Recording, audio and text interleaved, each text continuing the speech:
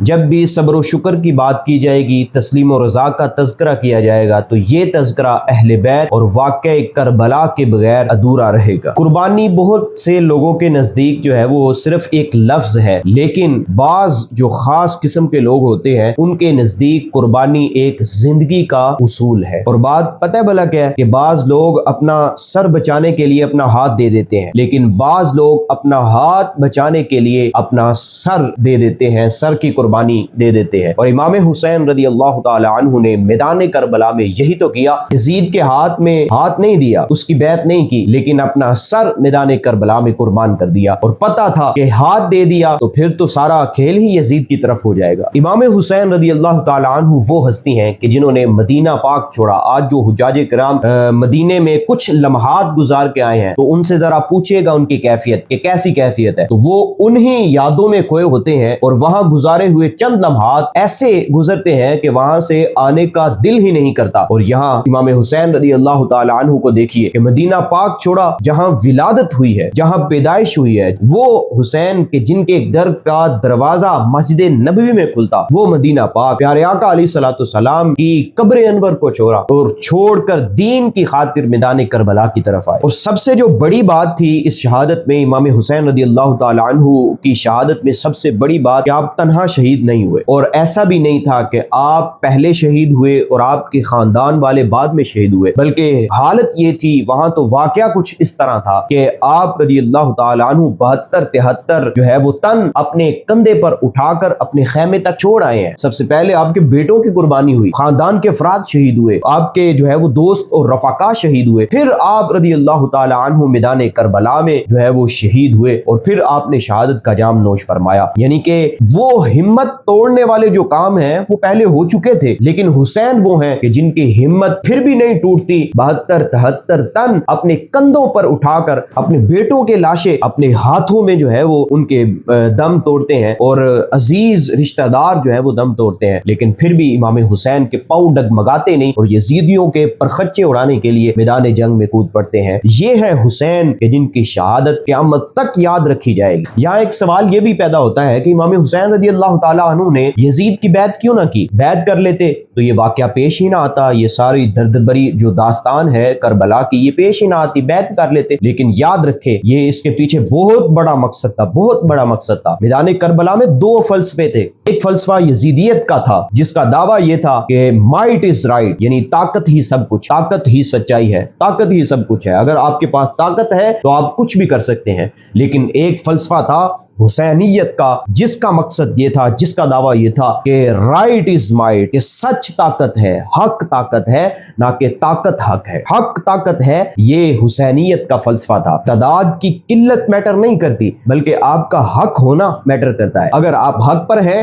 آپ کا سر تن سے جدا بھی کر دیا گیا ہے، پھر بھی قیامت تک نعرے آپ کے ہی لگیں گے۔ یہ ہے رائٹ از مائٹ، کہ حق طاقت ہے نہ کہ طاقت حق ہے۔ یزیدیت کا فلسفہ مائٹ از رائٹ تھا، لیکن حسینیت کا فلسفہ رائٹ از مائٹ، یعنی حق طاقت ہے۔ پھر ایک طرف امام حسین رضی اللہ تعالی عنہ کی شہادت دیکھ لیجئے، امام پاک کا کربلا میں آنا دیکھ لیجئے، اور شہید ہونا دیکھ لیجئے، اور اپنا خاندان، اپنا پورا کنبہ جو ہے وہ دین کی خاطر شہید کروا دینا دیکھ لیجئے، اور ایک طرف جو ہے وہ قرآنی آیات کو دیکھ لیجئے جو چوٹی کی آیات ہیں۔ آپ پڑھیے نا اس آیت کو، قل ان صلاتی ونسکی ومحیای ومماتی للہ رب العالمین۔ اے محبوب آپ فرما دیجئے کہ میری نماز، میری قربانی، میرا جینا، میرا مرنا سب اللہ کے لیے ہے جو سارے عالمین کا پالنے والا ہے۔ اور پھر اس کی تفسیر آپ کو درکار ہو، آپ نے اس کی تفسیر پڑھنی ہو، امام حسین رضی اللہ تعالی عنہ کا دیکھ لیجئے۔ نماز اللہ کے لیے کیسی ہوتی ہے، امام حسین رضی اللہ تعالی عنہ نے بتایا کہ کربلا کا میدان ہے، تپتی ریت ہے اور پانی بند ہے کئی دنوں سے، بچے چھوٹے چھوٹے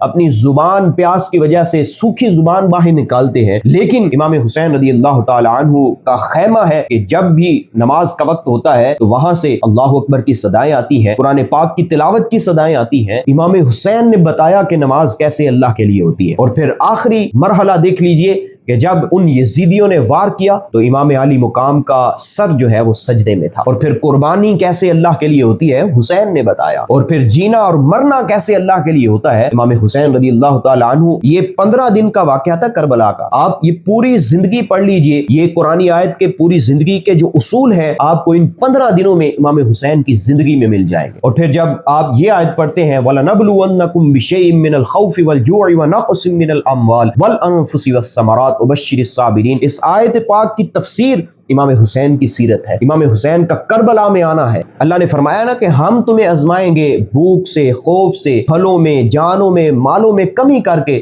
وبشر الصابرین, اور جو ہے وہ خوشخبری ہے صبر کرنے والوں کے لیے.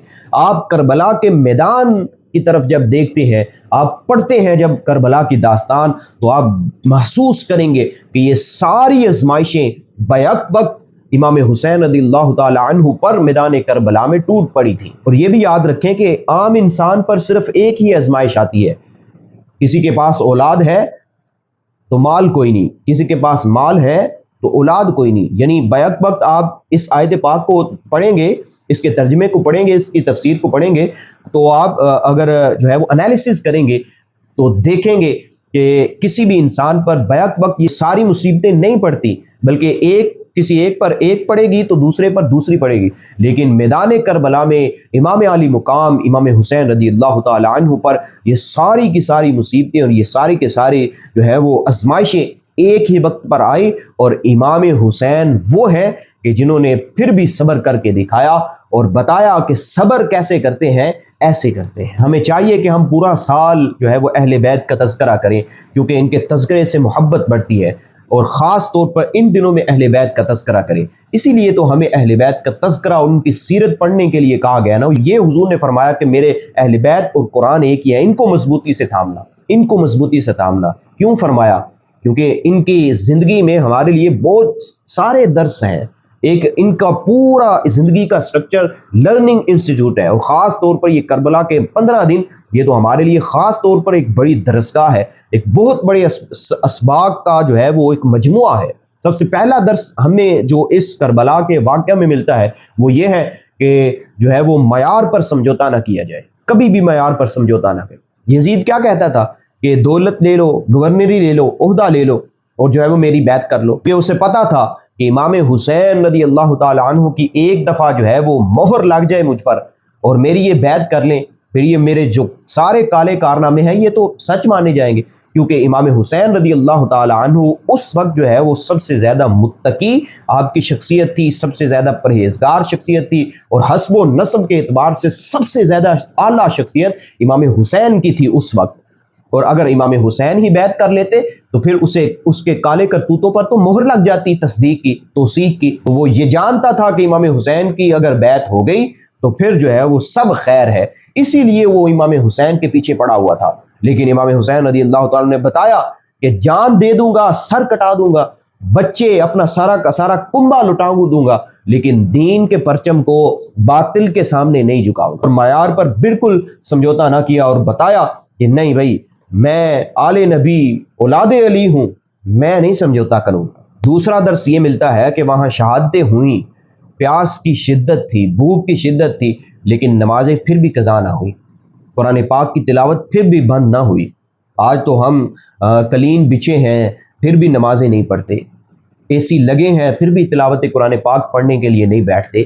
سب کچھ ہے, کیا سہولت نہیں ہوتی ہماری مساجد میں؟ آپ مجھے بتائیں کیا سہولت نہیں ہوتی, لیکن پھر بھی نمازیں قضا ہو رہی ہیں. یہی تو فرق ہے ہم میں اور کربلا والوں میں, جو کہ عظیم فرق ہے. تو یہ بھی درس ملتا ہے کہ بھئی نماز نہیں چھوٹی, وہاں شہادتیں ہو رہی تھی, ان جیسی شہادتیں قیامت تک نہیں ہوگی, ان جیسا مصیبتیں قیامت تک کسی پر نہیں آئیں گی. ہو سکتا ہے, لیکن یہ آپ دیکھیں کہ انہوں نے پھر بھی نمازیں قضا نہیں ہوئی, قرآن پاک کی تلاوت بند نہیں ہوئی. اور ایک جو انتہائی اہم سبق ملتا ہے کہ یاد رکھیں کہ قربانی کے بغیر کامیابی نہیں مل سکتی, قربانی کے بغیر کامیابی نہیں مل سکتی. سرکار دو عالم صلی اللہ تعالی علیہ وسلم کی زندگی کو ہی دیکھ لیجئے, آپ کی سیرت پاک کو دیکھ لیجئے کہ قربانیاں کتنی قربانیاں جو ہے وہ آپ علیہ الصلوۃ والسلام نے دی. اور پھر جو ہے وہ آپ نماز پڑھتے تھے، آپ کے اوپر اوجریاں ڈالی جاتی، پھر طائف پر پتھر مارے گئے، اور پھر جو ہے وہ جب مدینہ پاک آئے تو غزوہ بدر ہوئی، غزوہ حنین ہوئی، جنگوں کا سلسلہ ہوا، یعنی قربانیاں دی، بہت سی قربانیاں دی، پھر جا کر جو ہے وہ اسلام جو ہے وہ پھیلا۔ اور آپ کربلا کے میدان کو ہی دیکھ لیجئے کہ قربانی ہوئی تو پھر حسینیت کا نعرہ جو ہے وہ بلند ہوا، دین کا پرچم آپ نے بلند رکھا۔ تو یہ نہ سمجھیے کہ pain is a hurdle, pain is a reminder, درد جو ہے وہ ایک مشکل نہیں ہے، بلکہ ایک جو ہے وہ ایک ریمائنڈر ہے، یاد دہانی ہے کہ آپ جس امتحان میں جو ہے وہ پڑے ہو کیا اس کے قابل بھی ہے ہو کہ نہیں، یعنی آپ نے جس مقصد کے لیے جو ہے وہ اپنا سفر شروع کیا ہے اس مقصد میں جو ہے وہ ثابت قدم بھی رہتے ہو کہ نہیں۔ تو یہ مصیبتیں، پریشانیاں یہ بندے کو چیک کرنے کے لیے ہوتی ہیں کہ یہ جس مقصد پر جا رہا ہے، جس طرف جا رہا ہے، کیا اس میں استقامت والا بھی ہے کہ نہیں، کہ ٹوٹ کر ہار کر جو ہے وہ واپس چلا جاتا ہے، ایسا تو نہیں۔ تو یہ مشکلات، پریشانیاں، دکھ، درد یہ بندے کو چیک کرنے کے لیے آتے ہیں۔ ہم سمجھتے ہیں کہ ہم موبائل میں جو ہے وہ ریلز سکرول کریں اور کامیابی ہمارا قدم چومے، ایسے نہیں ہو سکتا بھائی۔ آپ کو اپنا 100% دینا پڑے گا، آپ کو دن رات ایک کرنی پڑے گی، پھر جو ہے وہ کامیابی آپ کے قدم چومے گی۔ تو ایک یہ درس ملتا ہے کہ کامیابی قربانی کے بغیر ممکن نہیں ہے۔ سمجھتے ہیں کہ ہم راتوں رات کامیاب ہو جائیں، وہ کبھی بھی کامیاب نہیں ہوں گے، انہوں نے کچھ قربان ہی نہیں کیا۔ اللہ نے قرآن پاک میں ارشاد فرمایا ام حسبتم ان تدخلوا الجنۃ ولما یأتکم مثل الذین خلوا من قبلکم، کیا تم یہ گمان کرتے ہو کہ تم ایسے ہی جنت میں داخل ہو جاؤ گے اور تم پر وہ مصیبتیں نہیں آئیں گی، پریشانیاں نہیں آئیں گی، دکھ درد نہیں آئیں گے جو تم سے پہلوں پر آیا؟ کیا تم یہ سمجھتے ہو کہ ایسے ہی جنت میں چلے جاؤ گے؟ بھئی ایسے ہی جنت میں نہیں جایا جائے گا، بلکہ مصیبتوں اور پریشانیوں اور مشکلات کا سامنا کرنا پڑے گا۔ تو یہ یاد رکھیں کہ کامیابی قربانی کے ساتھ جڑی ہوئی ہے۔ حضرات ذکر، ہم اپنے گھر میں اسلام کو جگہ دیں۔ یہ دین اسلام کو ہے صفا کی پہاڑی سے جو ہے وہ شروع ہوا، اور پھر غزوہ بدر میں 313، پھر جو ہے وہ صلح حدیبیہ میں 1500،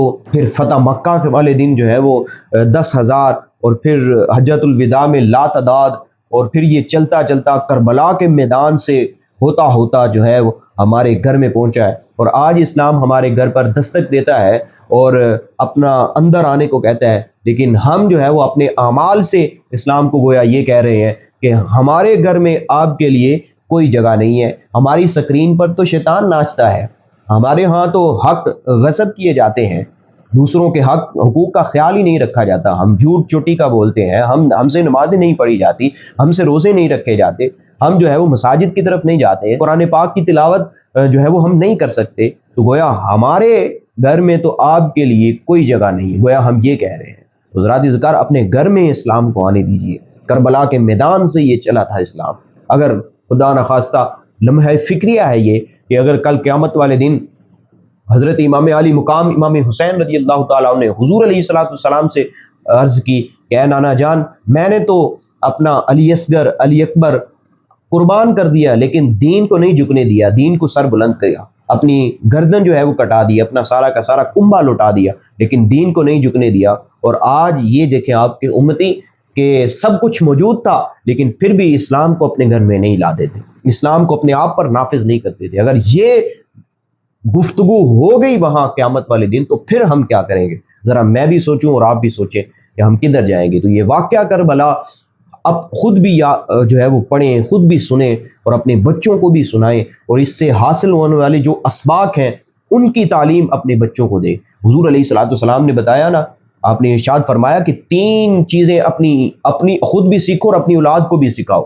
اپنے نبی کی محبت اپنی اولاد کو سکھاؤ، اہل بیت کی محبت اپنی اولاد کو سکھاؤ، اور قرآن سے محبت اپنے اولاد کو سکھاؤ۔ اللہ تعالی ہمیں عمل کی توفیق عطا فرمائے۔